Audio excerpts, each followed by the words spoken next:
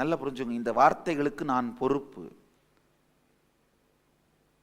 ஒரு லாயர்ட்ட நீங்க போனீங்கன்னா சரியான லீகல் ஒப்பீனியன் கொடுக்க வேண்டியது அவருடைய கடமை. ஒரு ஞானிகிட்ட வந்தீங்கன்னா இந்த பிரபஞ்ச விதிகளை பற்றிய லீகல் ஒப்பீனியன் கொடுக்க வேண்டியது என்னுடைய கடமை.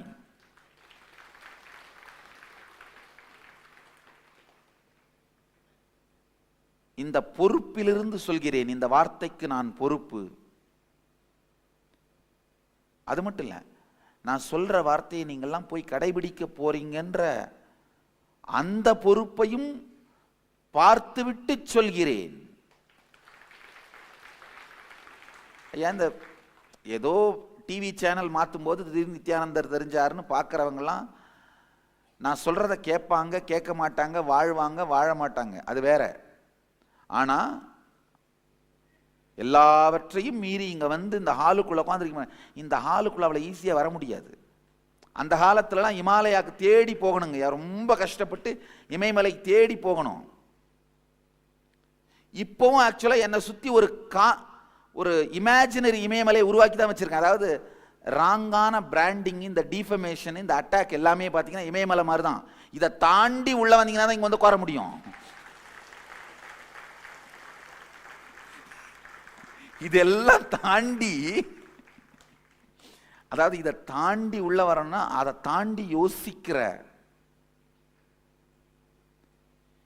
ஆழம், இதை தாண்டி பார்க்க முடிகிற ஆழம் இருந்தால் மட்டும்தான் உள்ள வர முடியும். நேற்று ஒரு அம்மா சொல்லிட்டு இருந்தாங்க, எனக்கு ஐடியா கொடுத்துட்டு இருந்தாங்க, நீங்கள் ஏன் பெரிய சென்னையில் ஒரு கான்ஃபரன்ஸ் போட்டு இந்த தேர்ட் ஐ பிளைண்ட் ஃபோட்டோலாம் காட்டக்கூடாது அப்படின்னு. யாருமா?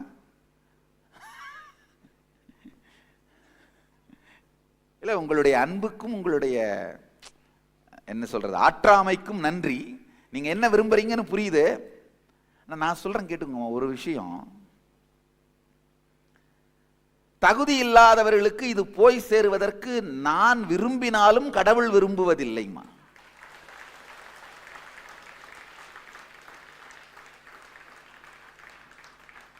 யார் வந்தாலும் கொடுத்துட்டு தான் உட்கார்ந்துட்டு இருந்தோமா.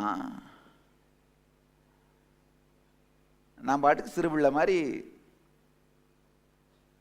உட்காந்து சிரிச்சுக்கிட்டு விளையாடிட்டு ஆடிட்டு பாடிக்கிட்டு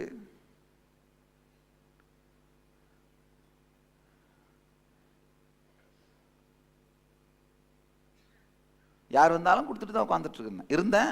அப்படிதான் இப்பவும் இருக்கேன். யார் வர்றாங்க போறாங்கன்றதை பத்தி கவலை கிடையாது. நான் பாட்டுக்கு நதி மாதிரி ஓடிட்டு இருக்கேன். யாருக்கு வேணுமோ குடிச்சிட்டு போங்க, யாருக்கு வேணுமோ முகந்துட்டு போங்க, யாருக்காவது பிடிக்கலன்னா 1-2 பண்ணிட்டு போங்க, அதெல்லாம் உங்க விருப்பம். நான் பாட்டுக்கு ஓடிட்டு இருக்கேன். கை கால் கழுவுறவங்க கழுவுங்க, குடிக்கிறவங்க குடிங்க, கொண்டுட்டு போறவங்க கொண்டுட்டு போங்க.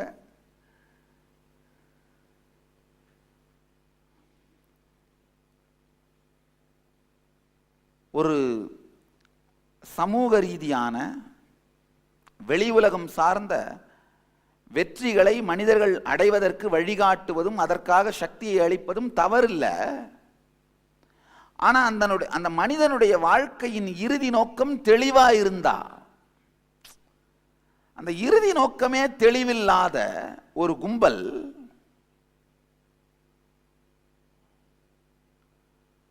தாறுமாறாக உபயோகப்படுத்த துவங்கியதான. இன்னொன்னு, எல்லாத்துக்குமே ஒரு இன்டெகிரிட்டி இருக்குங்க. அதாவது இந்த இயக்கத்துக்காக இந்த ஆன்மீக சத்தியங்களை உலகத்துக்கு சொல்றதுக்காக மக்கள் பணம் கொடுக்கறாங்கன்னா அந்த பணம் அதுக்கு மட்டும்தான் செலவு பண்ணப்படணும்.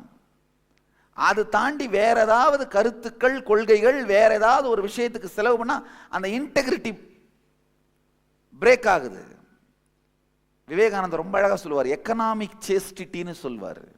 ராமகிருஷ்ண மடத்துக்கு விதி எழுதும்போது அவர் எழுதுறாரு, இஞ்சி வாங்க கொடுக்கப்படும் பணத்தில் சுக்கு வாங்கக்கூடாது எழுதுறாரு. இஞ்சி வாங்க கொடுக்கப்படும் பணத்தில் சுக்கு வாங்கக்கூடாது. எக்கனாமிக் சேஸ்டிட்டின்னு சொல்றாரு. அத பொருளாதார கற்பு, என்ன வார்த்தை யூஸ் பண்றாரு பாருங்க, பொருளாதார கற்புன்ற வார்த்தை யூஸ் பண்றாரு. தகுதி இல்லாமல் இந்த சக்தியை மட்டும் பெற்றால் அவர்கள் அசுரர்களாக மாறிவிடுகிறார்கள். புத்தி வராமல் சக்தி வந்தா ராட்சசர்கள் ஆயிடுவாங்கய்யா. சக்தி வரும் பொழுதே புத்தியும் வந்து விட்டால்தான் தெய்வங்களாக வாழ்வார்கள்.